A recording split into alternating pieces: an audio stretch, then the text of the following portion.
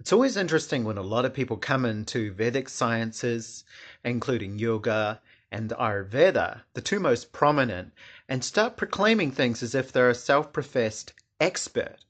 Now, a lot of people might have learned Ayurveda and have been practicing it even for decades. However, unless you're actually born into the system itself, it becomes very difficult to actually be part of it, to actually understand the cultural nuances of that system. And this is one of the things that I want to talk about. Unless you actually have been a pilot, a commercial pilot for several decades, you don't really know very well how to fly a big Airbus or a Boeing 777, right? You have to have that experience. You have to have a certain amount of training, so many hours of training. You have to have so many hours of flight experience. And so, because of this, a lot of people coming into these sciences still don't have that. They still don't get it. They still have different upbringings. They have different samskaras, what we can call cultural samskaras or cultural traits and tendencies that other people don't have within the systems. If you are born into a Mexican household, then you understand everything about Mexican culture, Mexican foods, and the cultural nuances that go with it. And it's the same with Hindus. It's the same if you're born into a Jewish household. But you cannot simply appropriate that. You cannot simply easily go in there and become that, and then want to become equal to their priests or their spiritual guides and preceptors, as a lot of people do, especially with Native American systems. So they want to jump in straight away and become a Native American shaman.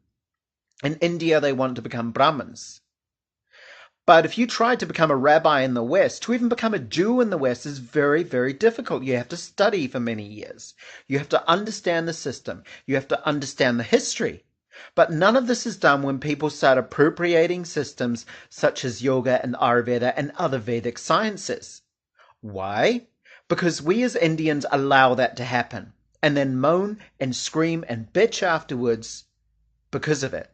We're our own worst enemies.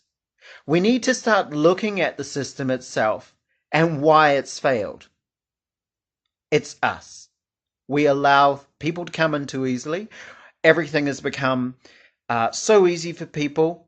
And we also allow people to bring in facets of other systems that they've learnt or culturally appropriated and mix them up into a hodgepodge system. I'll give you an example.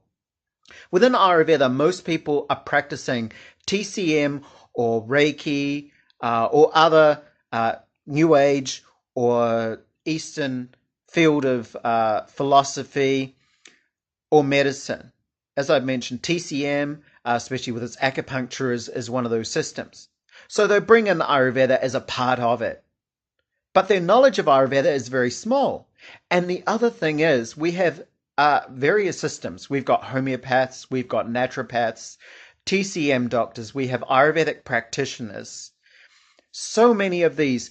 Each one of these systems also has its own belief system. It has its own system of diagnosis. It has its own system of pharmacology.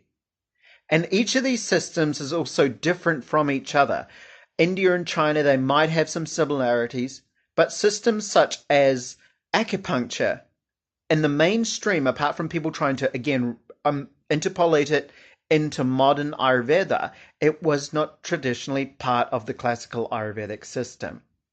And especially the pressure points or the acupoints in China are completely different to the marmas.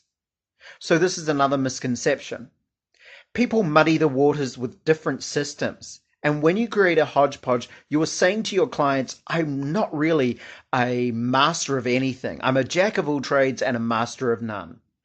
The question is, would you as an individual go to a practitioner like that, or someone that's been brought up in this tradition, understands the integral system itself and how the sciences are interconnected, as well as sticking to one field, whether it be TCM or Ayurveda, and understanding that and explaining to people how that system can help them to stick with it, rather than mixing and matching different systems that aren't complementary but become contradictory.